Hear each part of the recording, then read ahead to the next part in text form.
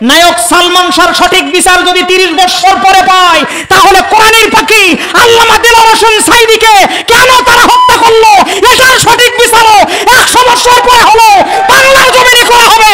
আওয়াজ তুলে বলেন ঠিক না ঠিক? এর ব্যাপারে কোনো মতপার্থক্য সৃষ্টি করা যাবে না। আপনার হাত বাঁধা নিয়ে মতপার্থক্য সৃষ্টি হতে পারে, ঈদের নামাজ দিয়ে মতপার্থক্য সৃষ্টি হতে পারে, মোনাজাত কিয়াম নিয়ে মতপার্থক্য সৃষ্টি হতে পারে, কিন্তু আল্লাহর কোরআনের আইনের প্রতিষ্ঠার ব্যাপারে কোনো মতপার্থক্য সৃষ্টি করা যাবে না। এটা কার বিধান? আল্লাহ। সুতরাং আপনাদের এই বিধান মেনে চলতে হবে যদি আপনি মৌলবীর বাচ্চা মৌলবী হন। আর এই কথাগুলো যারা অস্বীকার করবে তারাও যাবে জাহান্নামে। আর পক্ষান্তরে আমি বলতেছি 4 শ্রেণীর মানুষ যাবে জান্নাতে। দেখুন তো আপনি সেই 4 শ্রেণীর ভিতরে আছেন কিনা। প্রথম শ্রেণী হচ্ছে মিনান নাবিয়িন, নবীরা যাবে আল্লাহর জান্নাতে। নবীরা যে জান্নাতে যাবে এর ভিতরে কোনো সন্দেহ আছে? জোরে বলেন সন্দেহ আছে? আল্লাহ বললেন 2টা কাজ যদি করতে পারো তোমরা নবীর সঙ্গে জান্নাতে যাবে। কোন নবীর, সব নবীদের ভিতরে 2টা আমল ছিল। 1 নম্বর আমল ছিল কোন নবী বেনামাজি ছিল না। পৃথিবীর ইতিহাসে পাওয়া যায় যে কোন নবী বেনামাজি ছিল? অনেক পীর আছে বেনামাজি। পীর সাহেব সেই যে বসে আছে, ঢোল তাবলা বের করি, নামাজ পড়ে না। এরকম বেনামাজি আমার সমাজে আছে না নাই? জোরে বলেন এরকম বেনামাজি পীর আমাদের সমাজে আছে না নাই? কিন্তু আদম আলাইহিস সালাম থেকে মুহাম্মদ রাসূলুল্লাহ সাল্লাল্লাহু আলাইহি সাল্লাম পর্যন্ত যত নবী রাসূল আসছে কোন নবী বেনামাজি ছিল না। আপনি যদি মনে করেন জান্নাতে যাবেন নবীদের সঙ্গে, তাহলে আজকের এই মাহফিলে শপথ নিতেও আপনাকে 5 ওয়াক্ত নামাজ আদায় করতে হবে। 1 নম্বর। 2 নম্বর, কোন নবী জীবনে দাড়ি কাটেন নাই। যত নবী পৃথিবীতে আসছে কোন নবী জীবনে দাড়ি কাটেন নাই। দাড়ি রাখাটা কি একটা সুন্নাত?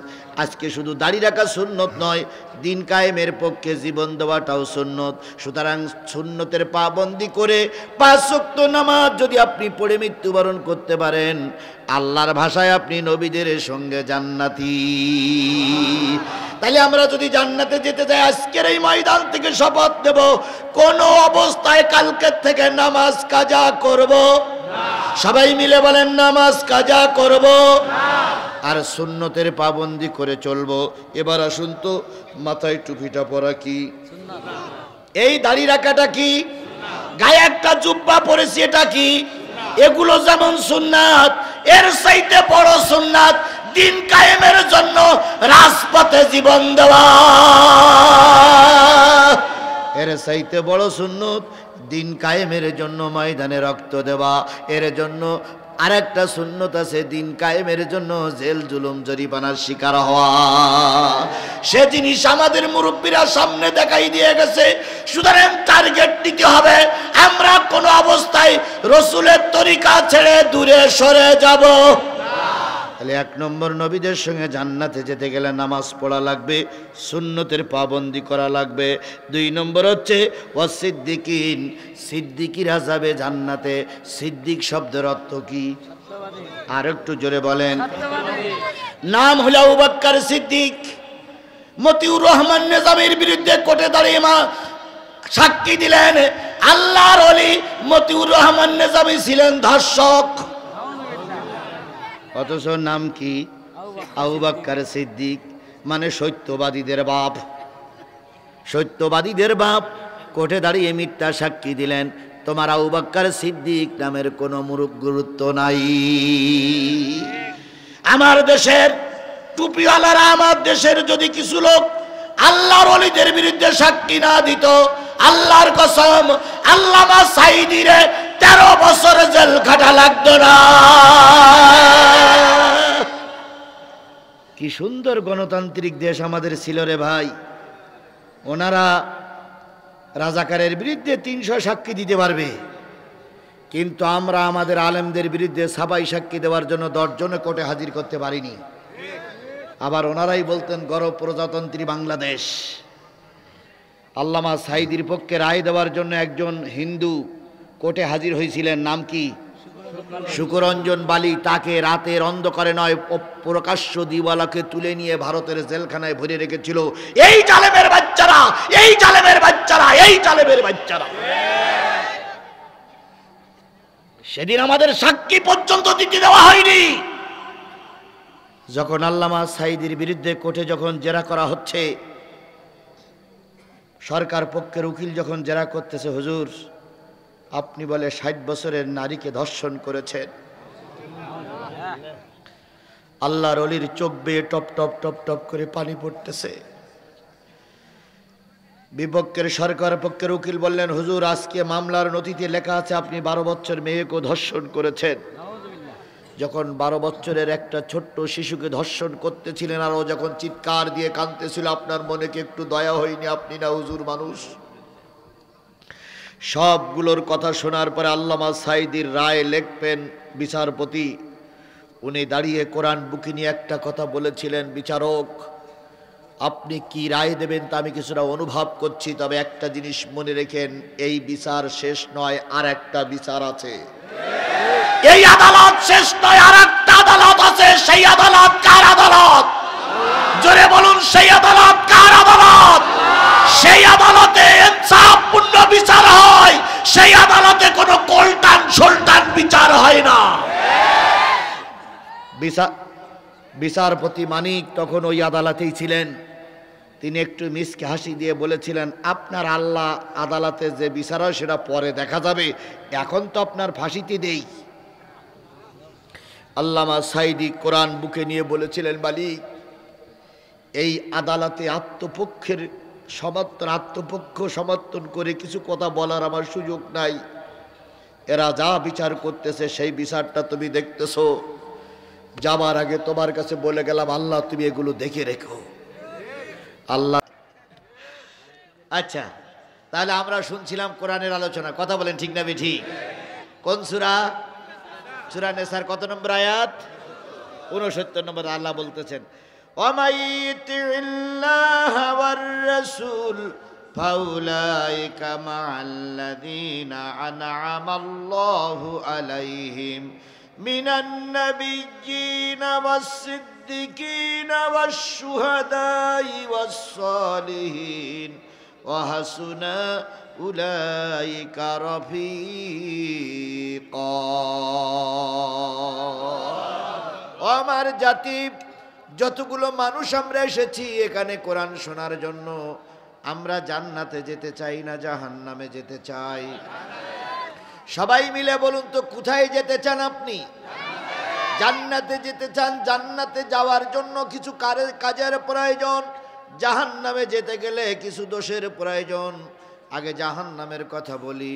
জাহান্নামে যারা যাবে তাদের ভিতরে 4টে দোষ প্রতীয়মান হবে।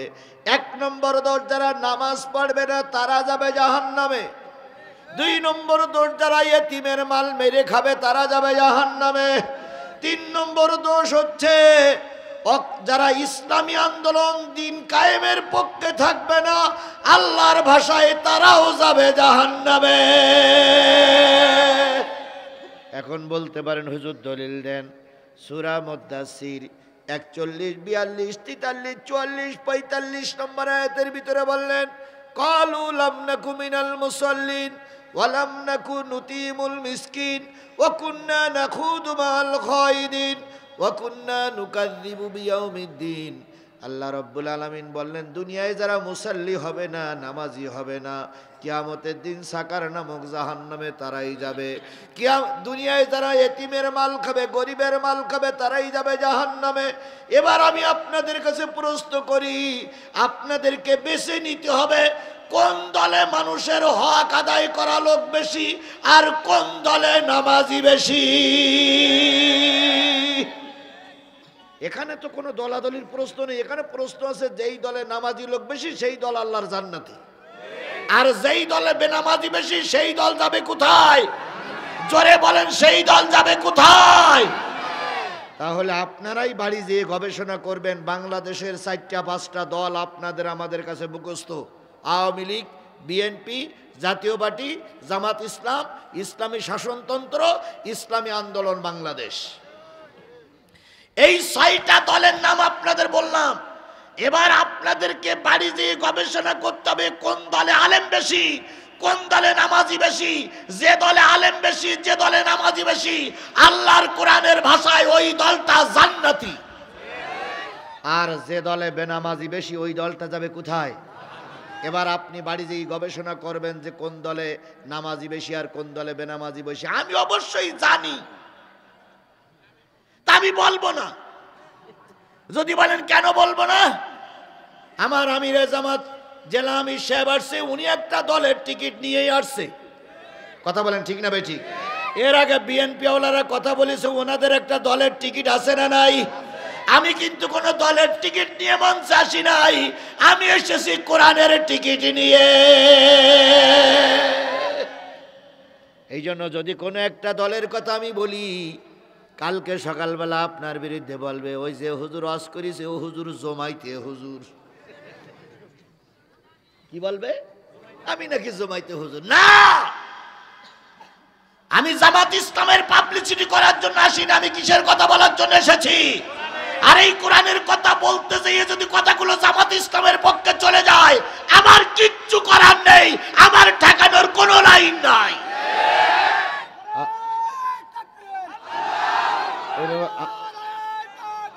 আমার একটু একটু একটু সময় দাও, আমার সময় কম। তাহলে যে দলে নামাজি বেশি সেই দল যাবে আল্লাহর জান্নাতে, যে দলে বেনামাজি বেশি সেই দল যাবে কোথায়? যেই দলের নেতা কর্মীরা গরিবের মাল মেরে খেয়েছে, আল্লাহর ভাষায় ওরা জাহান্নামী। এবার আপনারা হিসেব করে দেখবেন কোন দলের নেতারা গরিবের মাল মেরে খায় বেশি। আবারও নাম বলে, আমি বারবার বলি নাম বলা যাবে না। যেই দলের লোক গরিবের মাল বেশি মেরে খাবে সে দল যাবে কোথায়? আর যে দলের লোক গরিবের হক আদায় করে, আল্লাহর ভাষায় ওই দলটা জান্নাতি। সর্বশেষ অকুন্না নাখুদু মাল খায়রিন। এখানে আলেম ওলামার অভাব নাই, এখানে বহুত বহুত বড় বড় আলেমেরা আছে, তারা শুধু ভুল ধরতে পারে, সংশোধনী দিতে পারে না। ওই আলেমদের উদ্দেশ্য আমার বক্তব্য হচ্ছে, আল্লাহ পাক বলতেছে যারা পরনিন্দুকের সঙ্গে মিশে পরনিন্দা করে, অর্থাৎ বাংলার জমিনে কোরআনের শাসন ব্যবস্থা চালু হোক, এটা যারা চায় না আল্লাহর ভাষায় তারাও জাহান্নামী। তাই আপনি যত বড় বুজুর্গ হন আর যত বড় পীর সাহেব হন, দিন কায়েমের ব্যাপারে সবাইকে ঐক্য থাকতে হবে।